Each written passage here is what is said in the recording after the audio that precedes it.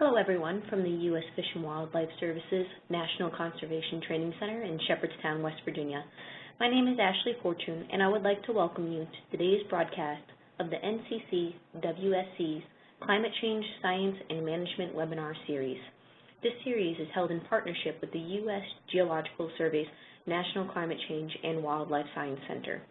Our speakers today are Shad O'Neill with the USGS Alaska Science Center and Aaron Hood with the University of Alaska Southeast, and they will be presenting From Icefield-to-Ocean, Impacts of Glacial Change in Alaska. Before we introduce our speakers, I would like to remind you that all of your phones are currently on a global mute, and they will continue to be so throughout the duration of the presentation. Shad will be presenting first, followed by Aaron. After the presentation, we will open up the conference for your questions, and we will give you additional information at that time. Everyone, please join me in welcoming Dr. Sean Carter, Senior Scientist at the USGS National Climate Change and Wildlife Science Center in Reston, Virginia. Sean, welcome. Thanks, Ashley. It's my pleasure to introduce our two speakers today in our webinar series. Dr. Shad O'Neill has worked as a research glaciologist at the USGS Alaska Science Center since 2008. He maintains a long-term mass balance observations at 2 glaciers in Alaska, as well as continuing the long-term record of observation and interpretation at the rapidly retreating Columbia Glacier. His research focuses on mountain glaciers, in particular assessing the relative roles of ice dynamics and surface mass balance. Dr. Aaron Hood is an associate professor of environmental science at the University of Alaska Southeast. His research interests are in hydrology and aquatic biochemistry. Much of his recent work is focused on improving our understanding of organic matter and nutrient dynamics in the glacial ecosystems and proglacial rivers along the Gulf of Alaska. So, without further ado, I guess we'll turn it over to Shad. I'm looking forward to the talk. Thank you.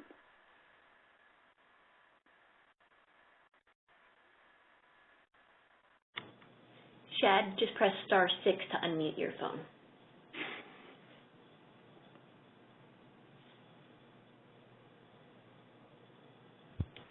Hello? Yes, we can hear you now. Okay, great. So we'll just jump right in, I guess, to the talk. This is work that has been going on for a couple years, looking at how glaciers are changing in Alaska and trying to connect them into the whole ecosystem from the high alpine regions of the mountains all the way down into the nearshore environment of the ocean. And the slides that we're going to show today really came together in a workshop that Aaron and I hosted in Juneau, March this year. This was funded by the Alaska Climate Science Center and USGS, University of Alaska Southeast, the Alaska Coastal Rainforest Center, and the North Pacific LCC.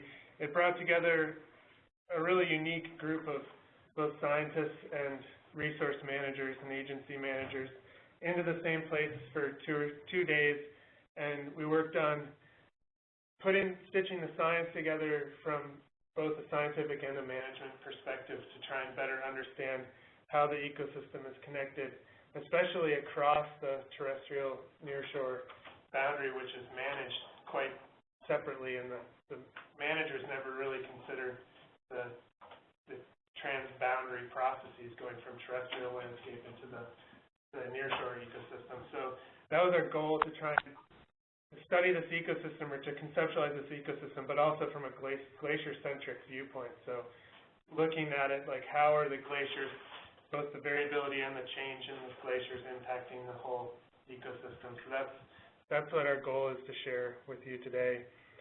So here's an opening slide on our conceptual model of what we're trying to do in this research.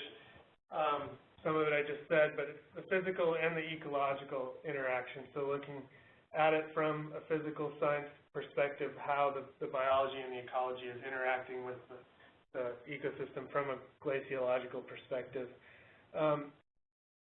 And forward-looking to enhance our understanding of how to address this ecosystem in the future. And in part, that's because there's a lot of social and economic issues that are sort of revolve around this ecosystem, from fishing to tourism are the two primary ones. And I was at a Forest Service Chugach assessment for climate change recently, and we were asked, how many glaciers will the tourists be able to see from cruise ships in 30 years? And at first I just sort of laughed off that question as something that was unattainable, but it actually is a really important question. There's a lot of dollars behind those tourists in the Alaskan economy, and if they're not seeing the glaciers, if they don't get to see iceberg calving from the boat, they're probably not going to be paying the day rates of a couple $100 to go out and see Alaska. That's what they're here to see. So it's a really relevant question, and as is the projecting future salmon populations in the Gulf of Alaska.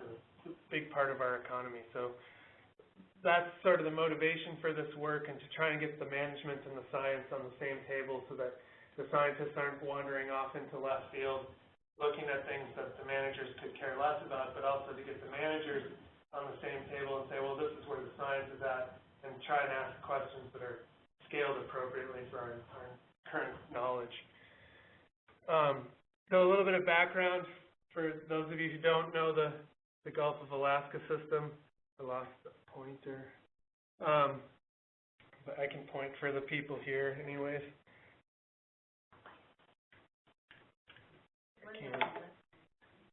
It was on the left side? On the right side.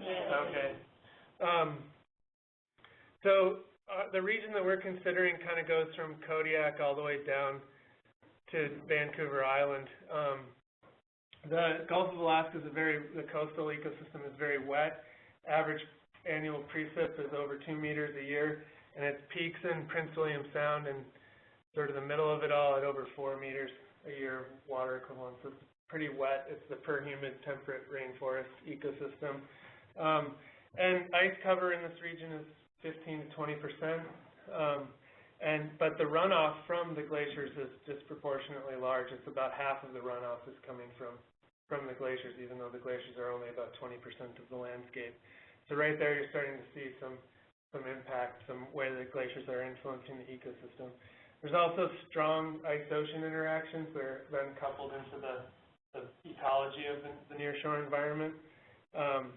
So nutrients are delivered in the water, and they help sort of with primary productivity, which feeds the fish and the birds and us eventually. So, and then the ice is also coupled to ocean circulation, especially in Alaska. This coastal current that zips up along the coast is a baroclinic current, so it's driven by density differences between the fresh water coming in and the salt water already in the ocean, and then it's sort of controlled by wind as well.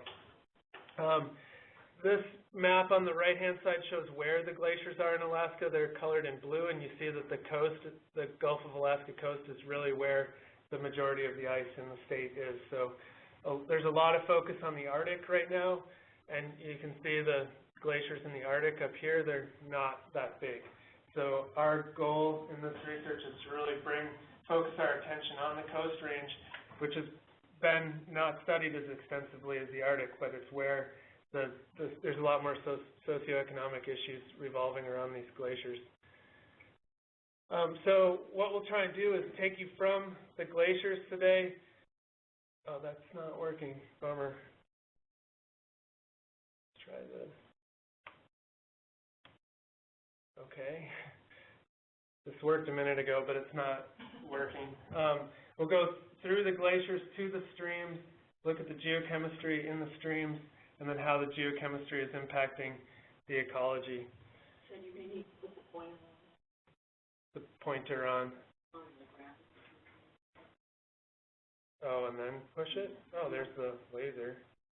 Okay, yeah, so from the glacier to the streams, look at the chemistry in the streams, make it down to the estuary where the animals that are at the core of the ecology are. So that's sort of the overview of the talk.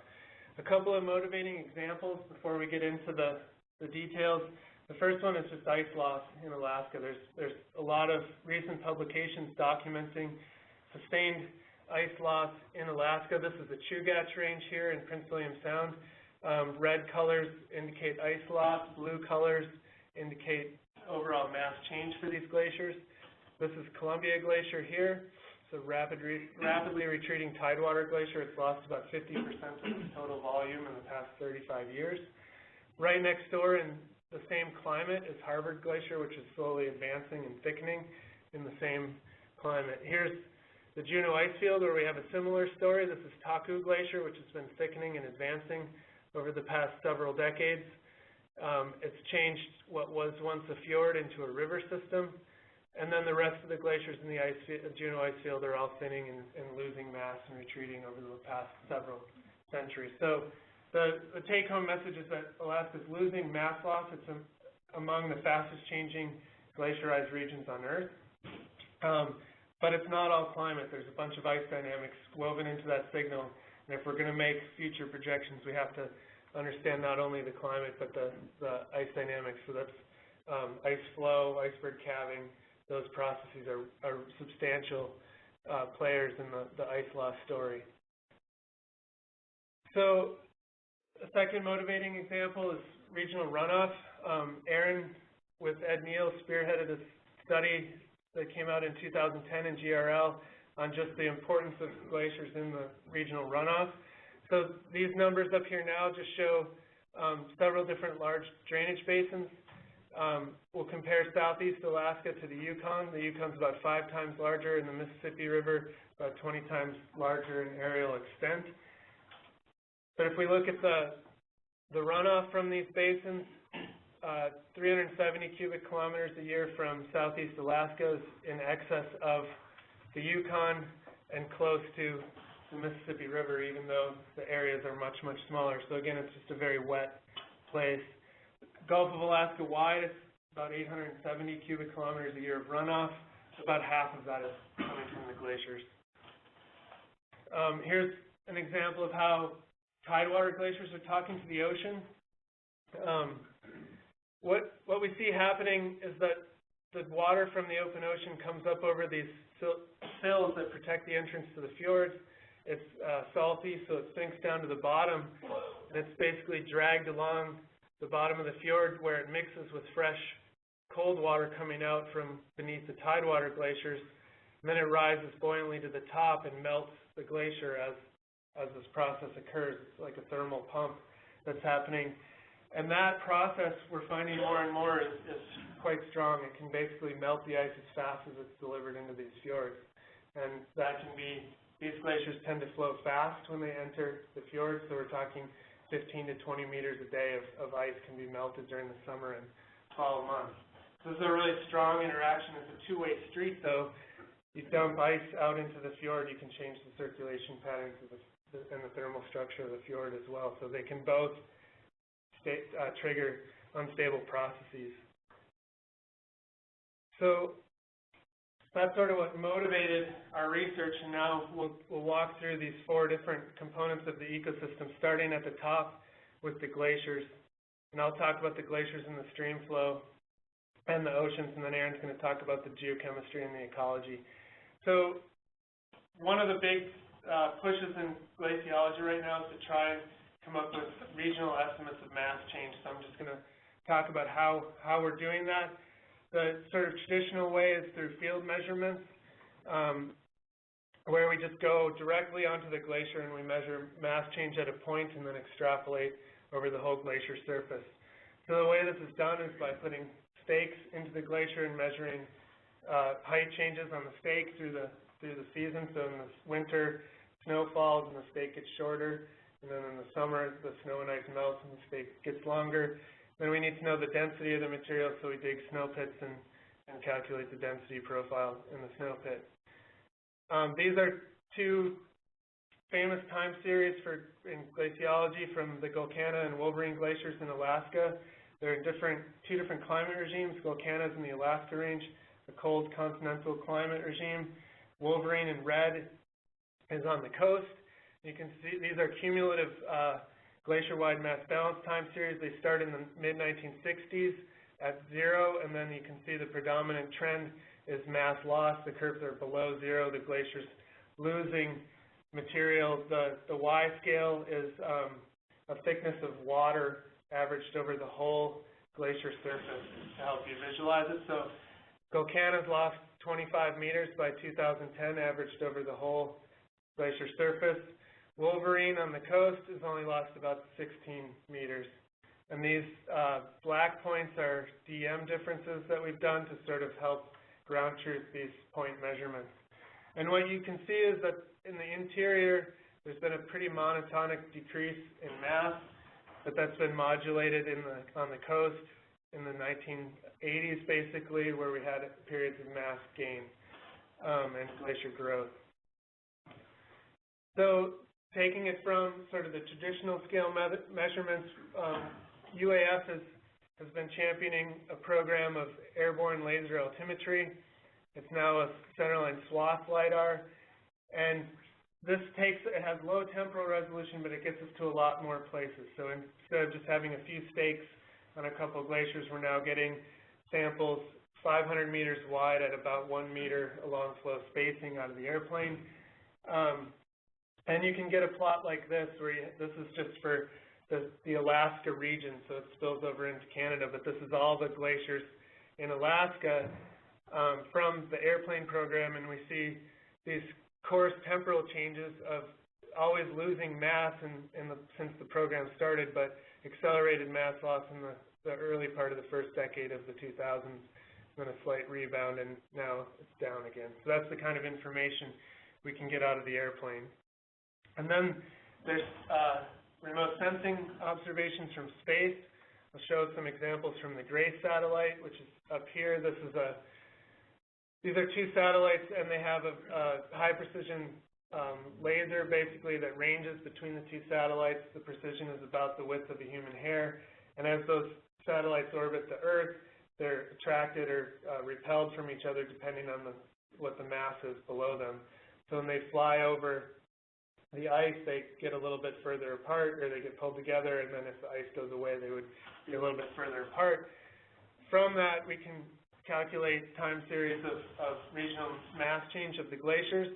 We have to do a lot of sophisticated modeling of terrestrial water storage, so groundwater exchanges, snow loading and unloading, stuff like that. To get to this time series, you can actually see the seasonal addition of snow and then removal during the summer in this plot. But the overall trend is one of mass loss going from 2003 to the present. So we come up with a number of -66 plus or minus 5 gigatons a year. Sort of an arbitrary unit for non-glaciologists. I changed it into something more common. This is 26.5 million Olympic-sized swimming pools of ice every year. So we're losing quite a bit of substantial amounts of ice from Alaska on an annual basis. So how do these methods stack up? Our goal right now is to try and integrate the field measurements with the airborne measurements with the satellite measurements. So here's a plot that shows for Wolverine Glacier, the annual balances in the middle, winter balances, so this is snow accumulation, and down here is ice melt in the summertime. Comparing the snow pit and stake measurements to the satellite observations. And this is a one-to-one line. If all the measurements fell on the one-to-one line, they'd be saying the same thing. So for Wolverine on the coast, where there's lots of ice around our little glacier that we measure, the GRACE satellite's doing pretty well. You go up into the Alaska Range or the Brooks Range, where the ice-covered landscape is more sparse, and it doesn't work so well yet. We've also looked at comparing ISAT to GRACE. So ISAT's a satellite laser ranger, and here's the tracks of ISAT over Alaska, and here's the comparison from 2003 to 2009 between ISAT and GRACE. So all these different measurements are starting to tell us the same story. We're starting to get a pretty good handle on how glaciers are changing in Alaska. So the next step in the system is to take the glacier change and try to understand how the runoff is making it into the streams and how the stream flow is affected by glacier change. This is a schematic from a paper by Jansen and others in 2003 that sort of conceptualizes how we think the glacier should respond to climate change. So you can think of a step change in climate. The easiest is to think about climate warming. You would end up with a change in mass balance as a result of that. So that would be smoothed out from the climate change. So you change the temperature, the glacier takes a while to adjust. And then we would expect there to be a pulse of runoff, sort of a long-term pulse and runoff associated with this net decrease in glacier volume. But then eventually, as the glacier reaches equilibrium, you'd expect runoff to go back to a lower state than it started at. Why is it so complicated? Why can't we just tell you how much water is coming off the glaciers? Has to do a lot with the subglacial hydraulics. Water is the way water is transferred through the glacier is complicated. On top of a lot of the glacier, we've got snow and fern. Fern is just old snow, and that stuff is like a sponge, and the water gets stuck in the sponge and takes a while to move through that system. Once it gets into the ice, there's a network of cracks and tubes and pipes, the plumbing system of the glacier, and that stuff is impacted by the viscous properties of ice. So during times when there's low pressure in those, the overburden stress will close those pipes down, and the pressure changes in the pipes. The system evolves through the annual cycle, going from a low volume, high pressure system in the spring to a high volume, low pressure system in the fall. And the transit times for a water particle change dramatically depending on the geometry of the plumbing system. In the end, though, what we see if we look at the stream hydrographs is a picture like this. So this is going from January through December, and there's a bunch of river hydrographs here. So the ones in the bottom, the basins don't have glaciers in them. So we see this snow melt rise and then this decay in water flow through the basin as the summer goes on. But for the glacier systems, we see the same rise, early season rise as snow melts, but then as the snow and ice continues to melt through the summer, we get a lot more flux through those basins, and it continues later through the summer. And this is a pretty nonlinear system. About 5% of the basin becomes glacierized, and you see this really radical change in the hydrograph. So it doesn't take much ice in the basin to get a strong shift in the hydrology. And then here's a plot that I've been putting together at the difference between the continental basin, the Alaska Range, or Switzerland kind of characteristic glaciers versus the coast. So red is Wolverine Glacier Stream on the coast, and blue is Golcana Glacier Stream in the interior. And what you see is a really similar ramp up in the spring. So the median flows are shown. This is for all years that the stream gauge has been out, so it's about 30 to 40 years of data, and it's just averaged for all those years by day. We see a really similar snowmelt rise. Maximum variability in the interior comes in June and July. That's because the summer forcing is stronger there. But then for the coastal system, we see this rain-dominated fall is really where the variability comes on the coast, and that doesn't happen in the interior, where most of our intuition about how glaciers interact with stream flow comes from. So trying to bring this science to the coast, we really have to change our perspective and start to think about how precip is really introduces the big variability in the coastal systems. We also can see that snow melt and ice melt continues much later in the fall along the coast. So one of the goals right now is to try and be able to predict how runoff from glaciers is going to evolve over the next decades to century for water resource management. To do this is each one of these circles represents a module that would have to go into a model to be able to predict runoff from a glacier. So you not only need to know the total moisture going in, evapotranspiration, how much ice is melting, what kind of vegetation, and the snow accumulation and melt patterns on a spatial scale through the basin. You also have to be able to evolve the glacier over time and let the glacier geometry change in time. Over decades, the footprint of glaciers and the vegetation changes associated with the changing footprint make substantial difference. This level of modeling isn't really available to us right now, but we're starting to get there. So the guys from UBC have set this up this is the Columbia River at Mica Dam, and the black here is data, and then we have two different model ensembles that go out to 2100. The red is with a dynamic glacier, and the blue is with a static glacier. So the blue is sort of state-of-the-art right now, and red is experimental technology where the glacier geometry changes as we move forward in time. And you can see that there's divergence between the two curves. There's a downward trend in either curve. So for that glacier system, we're over the crest of the long-term hydrograph. We're starting to reduce water output from climate warming. But by the end, 80 years out or so, there's 30 to 40% difference between these two projections. And if you're trying to manage a reservoir, that's a substantial difference, and one that we'd rather not play or gamble so much on. So this is sort of a direction that we're moving with glacier streamflow modeling. So quickly, a few slides on the ocean. This is a beautiful satellite image, and you can see all this fresh water coming out of the rivers in the Gulf of Alaska and making it into the ocean, and that's going to be important not only for the oceanography, but for the geochemistry that Aaron will talk about. One of the big things that we're learning about the ocean is the interannual variability is high. It's probably in excess of the trends. So here's some figures from Peter Windsor looking at the Seward line, which is a long-standing measurement line going off into Prince William Sound, comparing 2 years, water temperature, salinity, and nitrogen. And you can see, especially for temperature, that there's just really strong interannual variability in the ocean.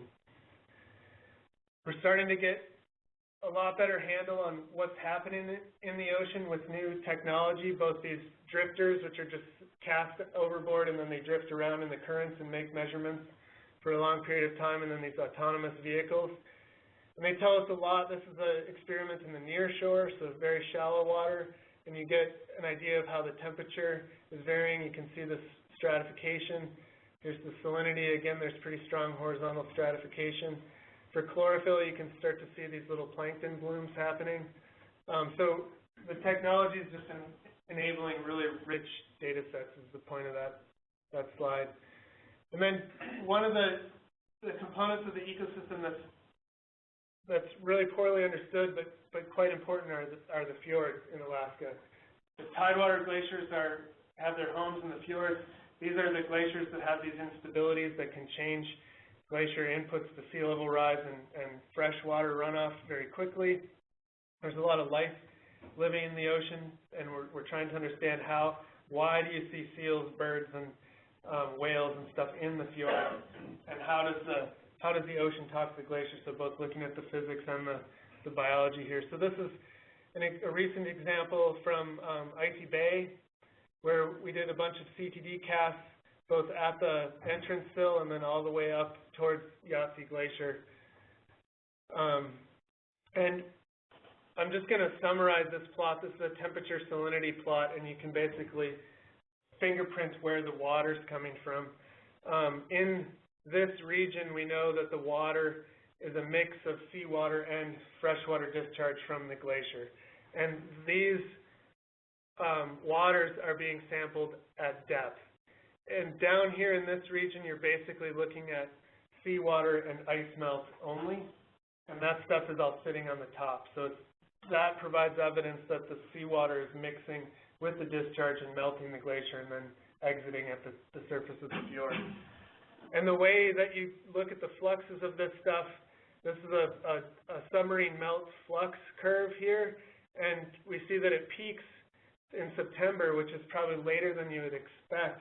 And then it's a substantial submarine melt rates at tidewater glaciers are substantial for about 6 months a year, basically. So we lose a lot of mass by melting, by bringing the warm ocean water in direct contact with the glacier.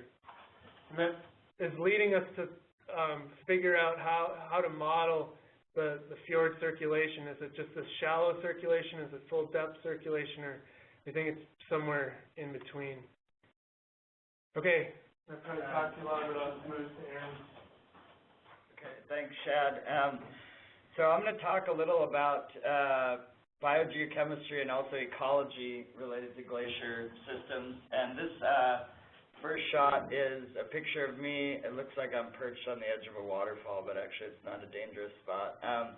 Sampling the outflow of the Mendenhall Glacier near Juneau. And the purpose of this is that we've done a lot of work to try to understand what the sort of unique biogeochemical signature of glacier systems is, because if we think about glaciers as an ecosystem, an ice-dominated ecosystem, they're very different from most terrestrial ecosystems that have been better studied in terms of the biogeochemistry. And so what we're fundamentally trying to understand is this water that's coming out of glaciers, how is it different? How that's going to affect streams and aquatic ecosystems, both in the freshwater and in the nearshore marine. Okay, so a little overview on glacier ecosystems. Most people don't think of glaciers as ecosystems. They think of them as static, frozen blocks of ice that are contributing water downstream, but actually they're quite vibrant ecosystems. And some of the, from a biogeochemical perspective, some of the important characteristics are that they receive atmospheric deposition on the surface, so we can get nutrients and contaminants and other things that are deposited in the snow load on the glacier surface. We have primary productivity and heterotrophic productivity, so there's a lot of microbial activity on the surface. I'll show some pictures of that. There's also a lot going on underneath the glacier. There's organic matter that's left from times when the glaciers receded back. You get forests and organic soils growing up, and then the glacier re-advances, and so you actually have organic matter underneath the glacier. You have weathering processes going on. You have microbial communities, so there's a lot going on underneath that. And then in the region where we are, there's actually a lot of contributions from the side, so we get water and nutrients and things off of the hill slopes. So we have these forested hill slopes. They're contributing water down in here. And so all of that mixed together is the signature that we're getting out of the bottom of the glacier. And actually that last picture where I was sampling, the Mendenhall Glacier, is now the terminus is right here, and that waterfall I'm standing on is right on this cliff right there. So all of this is gone in the last 6 years or so that we've lost. Okay, so just kind of a tour of some of the environments. What are we talking about in terms of environments here? So superglacial environment, the main sort of environment is what are called these cryoconite holes. And so these are mineral deposits with a lot of algal material. So it's this dark material that melts down into the glacier. They're essentially little ponds. And there's all kinds of algae and microbes that are living in this pond, that are fixing carbon from the atmosphere. They're photosynthesizing, they're respiring carbon dioxide out, and then the products of that biota are being exported out of the ponds in streams, which eventually go into moulins underneath the glacier and are exported out. So in this superglacial environment, we're looking again to measure a lot about atmospheric deposition of different things. And we're also interested in better understanding these microbial habitats. How much activity is there? How are they modifying the inputs that are coming into the top of the glacier, and then sending that to the subglacial environments? The subglacial environments are actually a lot harder to study, and this is kind of like an example. The glacier sort of peeled back here, and so you can see all this soil and sediment in the basal zone. We now have a lot of work by Mark Skidmore and others that have looked through boreholes and things and sampled down to the bottom of the glacier, and there's really a lot of microbial communities there. It's very microbially active underneath the glacier, and so it's hard to study, but what we know is that the inputs that are coming in from the top are being modified at the bottom of the glacier before they come out. And so understanding these processes of, well, what are the inputs from the supraglacial, and then how are they modified underneath the glacier is going to tell us a lot about what's coming out of the glacier. And so that signature that we get that's being exported to the rivers and the near shore downstream is definitely being impacted by the residence time and the sort of biogeochemical processes that are going on underneath glaciers. Okay, so if we go downstream from the glacier, we can start looking at sort of some simple examples of the physical impact of runoff from glaciers. So this example right here is showing a series of watersheds in Southeast Alaska, and this is the percentage of the watershed that's covered by glaciers. So a watershed with no glacier to one that's half covered, completely glacial dominated.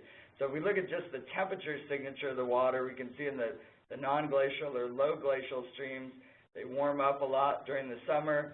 In the glacial streams, in contrast, the peak temperature is in late May or early June, and then all summer they get colder because the glacier turns on.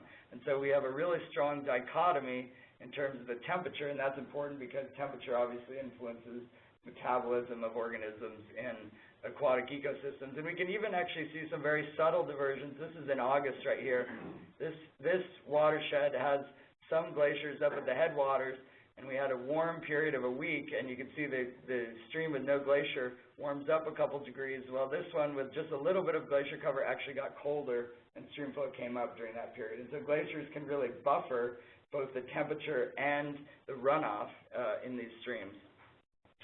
Okay, and just another example, turbidity here, so water clarity or light penetration, we see the opposite. So this is on a log scale, and so basically the streams that have no or little glacier coverage have relatively clear water, and then we have a lot of glacial flour being delivered into the water, so there's a lot of turbidity. It's highly variable because the release of this glacial flour isn't necessarily correlated directly with discharge like you see in non-glacial rivers. So just a sense of how the physical structure of these rivers that are impacted by glaciers is very different. Okay, what about biodiversity? So if we look at these the rivers that are down in front of the glaciers here, this is a recent paper that was published, and the point was to look at the impact of glaciers on taxonomic richness in glacial rivers. And what they found is, and this is, so they looked at streams in Alaska and the Andes and in the Alps, and in all of these cases, if you're heavily glaciarized, so this GCC is the glacial coverage in the catchment. So if your watershed is dominated by glaciers, you have pretty low richness because it's a very cold, very turbid, very harsh environment, and so there's only a certain subset of organisms that can live there. As the glaciers become a smaller part of the watershed, the richness increases, and it actually peaks somewhere about 5 to 30% glacial coverage, and then it goes back down again when you lose the glaciers completely. And so this tells us that in terms of both the physical and the biogeochemical structure of the system, that having some glacier in there contributes a sort of heterogeneity that adds some richness to these glacier systems. Okay, organic carbon is something that we don't usually associate with glaciers. We usually associate organic carbon with wetlands and organic soils. And so this is essentially, if you make tea, that's organic carbon, right? It's very important for heterotrophic microbes because that's the energy source for them. Well, it turns out that when we've looked at glacier ecosystems, they're actually pumping out a lot of organic carbon to downstream systems, and that's eventually going to, be put forward up into the higher trophic levels. So by sampling these glacier rivers, what we can do is look at the concentrations of organic carbon that's coming out. We can look at the stream flow, and we multiply that together, and we get a mass export. And so, for example, for the Mendenhall Glacier here, it's exporting about 12 to 18 kilograms of carbon per hectare of glacier area per year, which isn't, probably doesn't mean a lot to you in terms of an absolute number, but just for the sake of comparison, if we look at the boreal forest and we compare the carbon export from a whole bunch of watersheds, which is another, northern ecosystem, it's somewhere on the order of 22 to 86 kilograms per carbon per hectare per year, okay? And so the take-home message there is that if you looked at this ecosystem and you looked at this ecosystem, you would say, well, there's a ton more carbon in here coming out there, but per unit area, a glacier is actually about at the low end of what you get from a boreal forest ecosystem. And the primary reason for that is that the water fluxes from glaciers are so much higher that even with a low concentration of carbon, you can actually push out a reasonable amount of mass flux. The other critical point here is that because the carbon here is not plant-derived, it's actually much more biologically available to heterotrophic microbes. And so when we've done experiments where we incubate and we feed the carbon from these kind of watersheds and these kind of watersheds to microbes, they'll readily metabolize the carbon coming out of the glacier watershed, a much larger percentage of it, because they're less structurally complex molecules that aren't really plant-derived. Okay, glaciers are also an important source of iron, and this slide is from work done by John Crisius and Andrew Schroth along mostly in the Copper River area. And so basically the iron is important in terms of a limiting micronutrient in marine environments, and so we can get iron from glaciers directly in this glacial flour. So in the plume we have dissolved and colloidal and particulate forms of iron. We can also get cases where we have resuspended glacial flowers. So storms come in, the glacial flowers settled out, you resuspend it, you can dissolve iron from there. And then another example is from dust storms. And so there's all these areas that have been deglaciated where there's a lot of glacial flowers sitting around. There's not that much vegetation. And so when we get these strong outflow winds, that can push all this dust out into the ocean, and then that's also acting as a source of iron. Well, why is iron important? In this case, it's important because in this nearshore region, what we have are these high nitrogen, low chlorophyll waters, and they're basically mixing in here, and then when we get these iron inputs, we can get very high primary productivity. So you can see these blooms of plankton. So that's an important input in terms of the glacier water that's coming in. And so here's a shot of that there, and you can see all this chlorophyll, phytoplankton production here in these kind of nearshore regions. And then ultimately, there's a pretty strong correlation between chlorophyll A concentration and resident fish yield. And so basically, it's just sort of a metric of productivity in these systems, and iron can play an important role in that productivity. All right, but there's also potentially bad news to look at, and that is, how are glacier ecosystems responding to inputs of contaminants? So there's the Grim Reaper right there. And there's been a number of studies recently that are starting to look at this idea that glaciers are more of flow-through systems compared to forested and other terrestrial systems because they don't have soils and other places to stabilize contaminants. And so here's POPs, persistent organic pollutants, from glaciers, and then DDT and the Antarctic ecosystem from glaciers. And so the point being that some of the contaminants that are being transported up to these higher latitude areas can get onto the glaciers and then be coming out the bottom of the glaciers. We also need to look at the glacier dynamics are important. And so this is kind of a profile shot of a glacier, and the basic idea is depending where you're depositing stuff on the glacier surface, if you deposit up at the highest elevation, the flow line will be longer, and so it might take 100 years for it to get through the whole system. If you deposit material down near the equilibrium line, it might have a shorter flow path and be coming up to the surface after only 25 years. And so there's actually cases that they've seen in Europe where the equilibrium line changes and the contaminants that are deposited are kind of leapfrogging each other, because if you deposit contaminants up here, they're going to be sitting in the glacier and not come out for a long time, whereas if you deposit them down here, they have a much shorter transit time. And the kind of upshot of this is these looking at sediment cores in lakes, and so this dark line right here, which I've circled in red, is a lake that has a glacier above it. And so you see during the kind of 50s and 60s that there was a high level of contaminants going into the sediments and all these things, and they have pollution controls, and then everything comes back down, and then we have this sort of delay, and then all of a sudden in the glacier-fed lake, we see the contaminants going up again in the soils, and that's basically reflecting the transit time through the glacier. And so glaciers have this memory that allows them to store the contaminants and release them at a later time period. So that's something we need to think about. In terms of Alaska and the Gulf of Alaska in general, one of the interesting points is that we're looking at now a lot is mercury, and there's reason to believe, if you look at these atmospheric transport models, that China is the biggest emitter of mercury, and a lot of the plume ends up coming over in our direction. And so we're starting to look at the deposition of that on glaciers and the extent to which that is coming out the bottom of these glaciers. And it's actually not, I wouldn't say it's high, but it's also not insubstantial from looking at the initial results we have in terms of mercury from glacier outflows.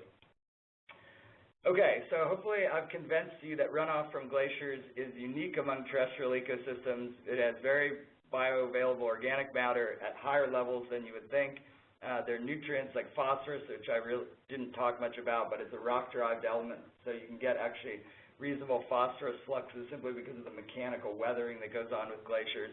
Micronutrients such as iron, and then we're also looking more at contaminants. And so the upshot of this is that the signal that comes out of that glacier water is biogeochemically very unique compared to water from forested ecosystems or other type of terrestrial ecosystems.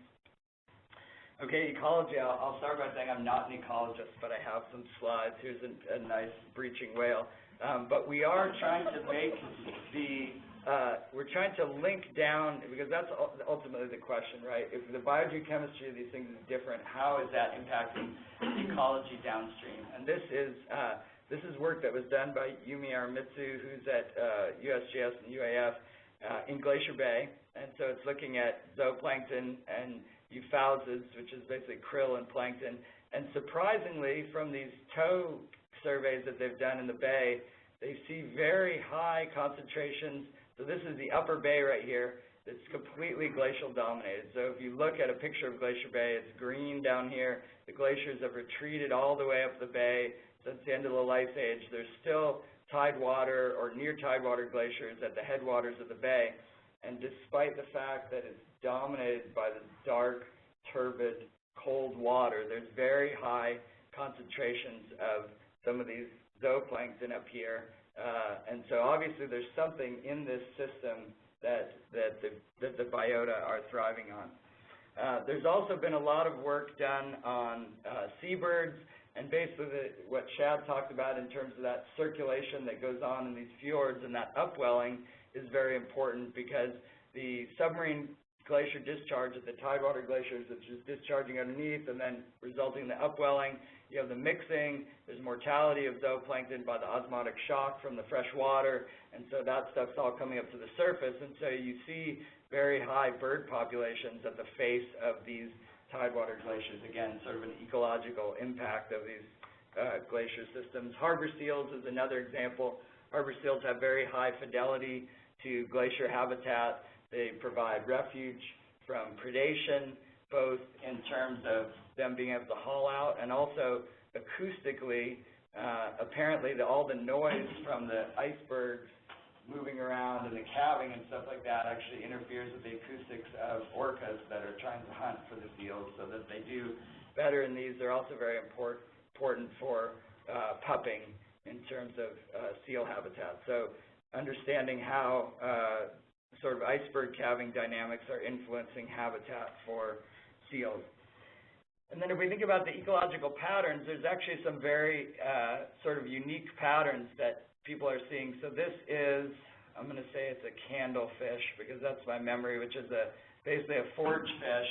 And so the normal routine for these is that they come up to shallower depths at night, and then they migrate down deeper during the day.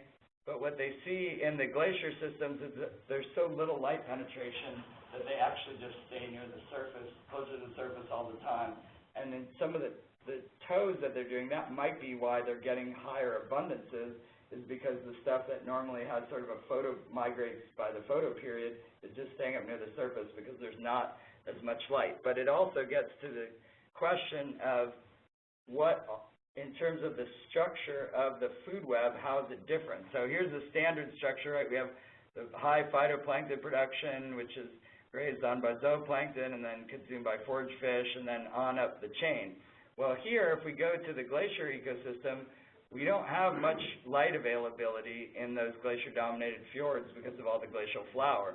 And so phytoplankton production is actually very low, but there's still a high abundance of zooplankton. And so we're doing work right now to try to understand what is supporting that. Part of it could be heterotrophic productivity because of all the bioavailable carbon coming out of the glaciers, but we really don't know. We do know that we can have high concentrations of zooplankton and forage fish, even though right near the glaciers the amount of phytoplankton production is actually relatively pretty low. Okay, so to summarize what we've showed you here. So basically, as Shad pointed out at the beginning, we're really trying to think of this ice field to ocean ecosystem in a more comprehensive, sort of holistic way. And so if we start up at the top, we have climate drivers, which are influencing the glacier volume dynamics. That's influencing the amount of flow, and so the hydrology has changed, and not only the hydrology, the biogeochemistry, because it's a unique biogeochemistry. That comes into these nearshore marine systems, and it influences the circulation in terms of these density-driven coastal currents. It also, which both the physical changes in terms of the currents and also sort of the biogeochemistry can have influence on productivity in marine ecosystems. And then if we go to the tidewater glaciers, we have these feedbacks between the glaciers and the ocean, right, talking to each other. And so the dynamics of ice loss in these systems is a result of these ice-ocean feedbacks. There's the calving glaciers, and then those provide habitat for other organisms. And then ultimately, you know, we have all these socioeconomic concerns as well in terms of tourism and things like that. And Shad gave that example of, you know, how many glaciers are we going to be able to see? Well, that is actually an important question that we need to be thinking about. All right, so thinking about the glacier influence on the ecosystem, glaciers are vibrant ecosystems. We don't think of them that way. We think of a forest as a vibrant ecosystem, but actually glaciers have a relatively high productivity for what they are. They have a really pronounced influence on streamflow volume, seasonality, and variability. They can supply a sort of unique suite of nutrients to downstream, either freshwater or marine ecosystems. The Alaska Coastal Current, again, is driven by freshwater because it's a density-driven current. And then ultimately, what we need to better understand is how are freshwater and marine food webs being influenced by glaciers. And so if you go back to that slide that Chad had of glacier runoff over the next 100 years, depending where you are, you're going to have more glacier runoff or you're going to have less glacier runoff. And there's this tipping point. And so some areas, we're going to see an increase in runoff in the coming decades. Some areas, they've already gone over that tipping point.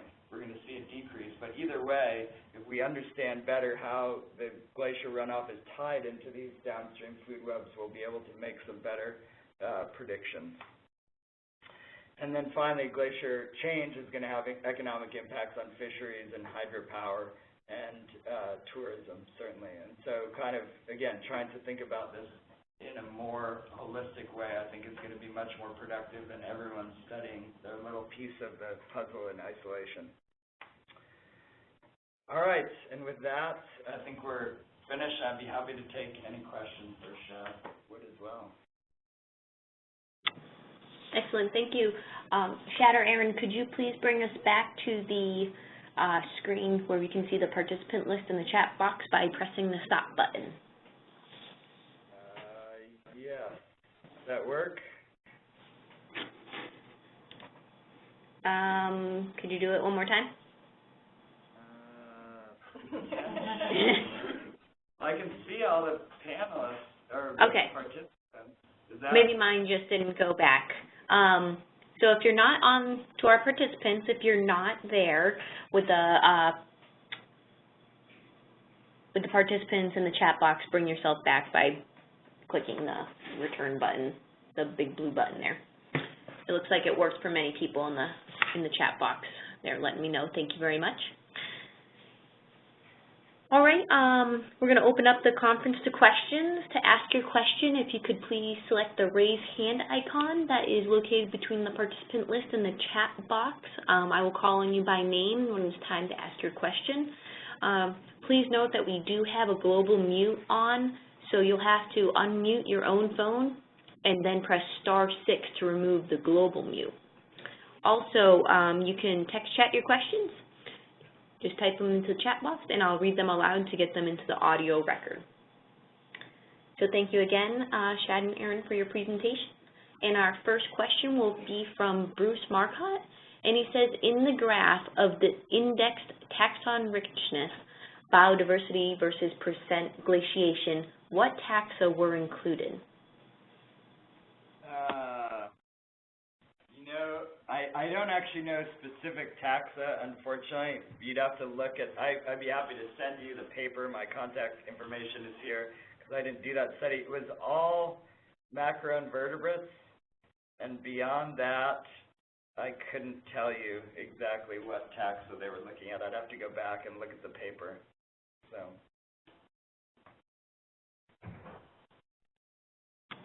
Okay, thank you. Are there any more questions?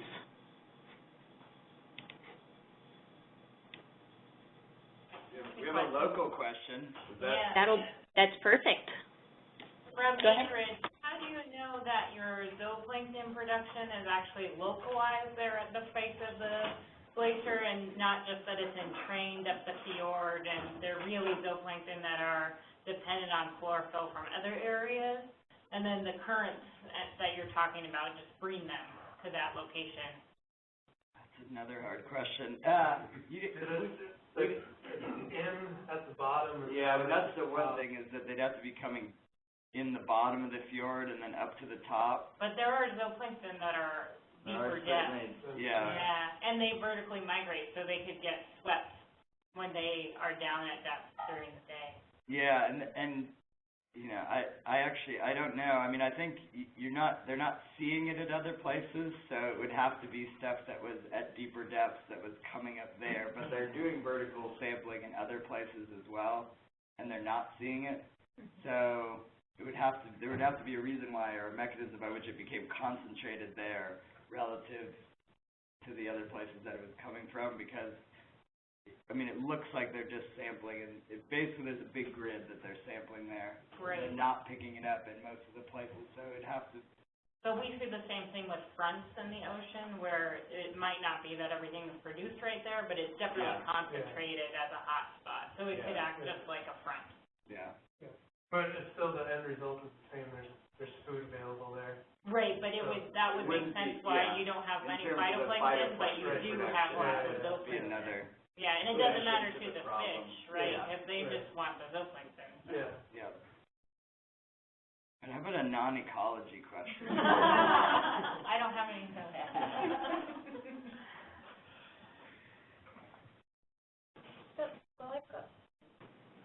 Okay, we got another local question. Okay.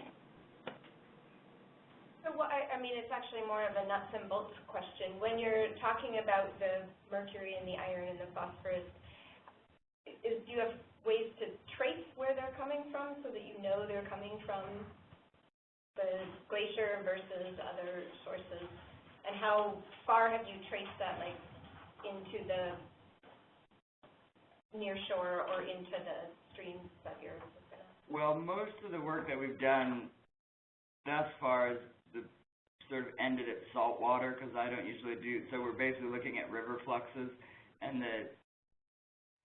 the way that we've done it is to look at gradients in glacier coverage, and so that allows us to say, okay, this stream, which has no glacier, but is the next watershed over, so it's receiving the same amount of precipitation, the elevation range is similar, that sort of thing. I mean, you obviously can't control all the differences, but you can start to see if it's on the same type of bedrock, the same basic ecosystem, what the differences are. Another thing that we're doing is sampling actually the inputs to the glacier and then the direct output to the glacier, and then down at the river. So we can't entirely control for those things, but much more in the glacier system. We're trying to sample all the pieces and say, okay, what's going in, what do we see in the superglacial streams, and then what's coming out the bottom. And also using a lot more isotopic tracers recently to try to sort of identify things in terms of the unique isotopic signatures. I was trying to stay away from the ecology, but really my interest is how could you trace that carbon into... Well, yeah, actually the main way that I didn't talk about is that the carbon from the glacier ecosystems has an ancient C14 age, which is a really unique tracer, and it's what's not clear right now entirely. So the carbon is actually very old. If you carbon date it, the carbon age is thousands of years old, but yet it's highly bioavailable, which is exactly backwards from what you'd expect, because in most rivers, if the carbon is old, it's old because nothing wanted to metabolize it, and so it's what's left over. And so we have this sort of paradox with glacier rivers. What's not clear is if there's a small percentage of it that's making the bulk age old, or if it's a large percentage of it is old and bioavailable. And so we're actually sampling, doing a lot of food web sampling now to see if we can see that signature in the food web. And I sort of doubt that we will in a way, but I don't know. And so that's one tracer that we're looking at right now. Hi, I have a question. Okay. Hello, this is Becky Wong in Talkeetna, Alaska, and I turned into this very, very interesting reports on the glacier because I am interested in, I'm with the Coalition for Susitna Dam Alternatives, and we are looking at the studies that they're doing on the glacier runoff into the proposed Susitna Dam reservoir. And so my question to you is do you have any project or any examples you can point me to where what's happening with the glaciers is having some impacts on current hydropower projects? Thank you. There's a group funded by the state that's starting to study the Susitna Glacier a little bit, but that's the only thing that I'm aware of that's directly investigating the Susitna for hydropower. There's not like any other hydropower systems that are where the reservoirs are driven by glaciers, glacier-fed systems that are that you know of that are starting to have some serious concerns with the impacts. Well, there's a lot in Europe and Scandinavia. There's a big concern there in terms of hydropower. I actually went to a glacier conference in Europe, and there was a huge number of employees of hydropower companies at this conference, which I didn't understand at first. But so that's a big concern there. But the real question that you're getting at is where are you on that curve? Because in some areas, if you lose volume, you're increasing generation capacity for some period of time, and then eventually your generation capacity is going to go down once you cross the tipping point. But I'd look to Scandinavia and Europe because they have a lot of glacierized regions that are hydropower producing. Thank you very much. Very interesting discussion. I learned a lot, especially about the biochemistry, et cetera, of coming out of the glacier systems. Very interesting. Thank you. Thank you. And I noticed that some people are signing off, so if you'd like to listen to the recorded version of this, it'll be posted in 1 to 2 weeks, and that link is on the announcement that you received. But we do have some more questions. A lot of backed up heavily on the questions of all about phytoplankton, which is unfortunate. Where's Yumi when The lack of phytoplankton is the base of the food web in fjords unique in ocean systems, or are there other examples? There's probably someone in this room who could answer that question for me. hydrothermal vents? Yeah. From what I understand, again, most of this work, if you're interested in that, the whole phytoplankton, zooplankton stuff, Yumi Aramitsu, who's at USGS and UAF, all that work is her PhD thesis, and so she would be a much better person to ask, and anyone is welcome to email me and I could put you in contact with her because I don't know the answer to that question. I would think it was unique, but I don't know for sure. Well, there's chemosynthesis down at depth in the ocean and stuff, but that's a pretty unique, right, specialized case as well. Actually, some upwelling systems can have really low phytoplankton just because it's constantly getting pulled offshore. So, like, in the near shore coast of California, they can be really low because it's constantly you don't see it. Yeah. So there's a difference between, like, standing stock versus how fast it's turning over. Okay, so so there's another phytoplankton question here. We missed why it is that it makes sense that there would be less phytoplankton close to the glaciers. There's just no light penetration in the water there. The lack of phytoplankton is light penetration. What else are they feeding on? And that was the question we were debating here is, we don't know, or maybe they're being imported from somewhere else. Maybe they're feeding on phytoplankton somewhere else and being carried in, or there's something else like heterotrophic productivity that's at least in part sustaining them. Okay. let's see, for the Gulf of Alaska area, is there an average glacier recession rate or mass balance loss rate? And if you could project forward, what would the area look like 30 years from now? I'll let Chad. So the average rate is 26.5 million Olympic-sized swimming pools per year. And projecting forward is complicated because of the changes in ice dynamics. So going 30 years forward, we expect glaciers to be thinner, some of the glaciers to have smaller footprints, and we really don't, there will probably be more lake calving glaciers, but in terms of the tidewater glaciers, so projecting a mass loss rate is complex because we don't have a handle on the rapid changes possible from the tidewater glaciers. But I would say right now there's 12 glaciers in Alaska that are advancing. 100% of those are tidewater glaciers, and I would speculate that we'll see a decrease in the number of advancing glaciers and an increase in the number of retreating glaciers. Well, I mean, 12 out of how many? 12 out of 250,000. Yeah, so it's a low number anyway. Yeah. But they're big glaciers, some of them.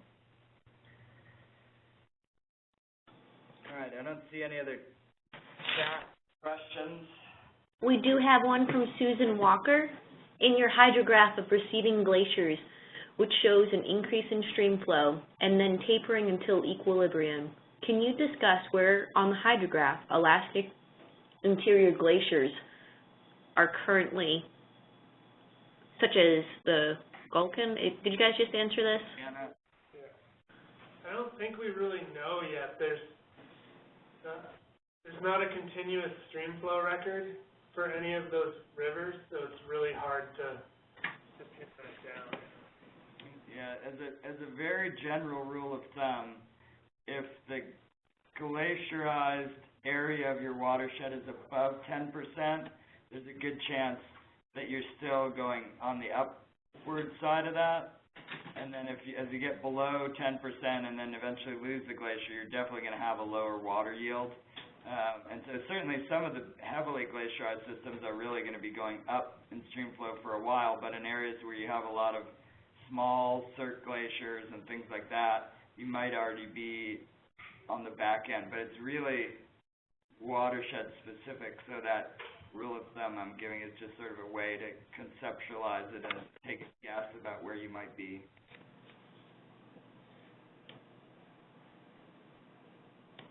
Another, let's see. Yes, we have another one from Bruce Marcotte. Tracking elevation changes upslope in the ablation zones. If so, what are the trends? Yeah, we're getting better at measuring thickness change of glaciers over large regions. That's basically how the Altimetry program and then the IceSat satellite work. The trends are predominantly thinning except for surging glaciers and the 12 advancing glaciers. The rates increased in the late 1980s and have been fairly sustained since then. And then there are a substantial number of outliers, which are the calving glaciers, which can be thinning over an order of magnitude faster than a terrestrial glacier. And those are sort of the big picture trends for thickness changes.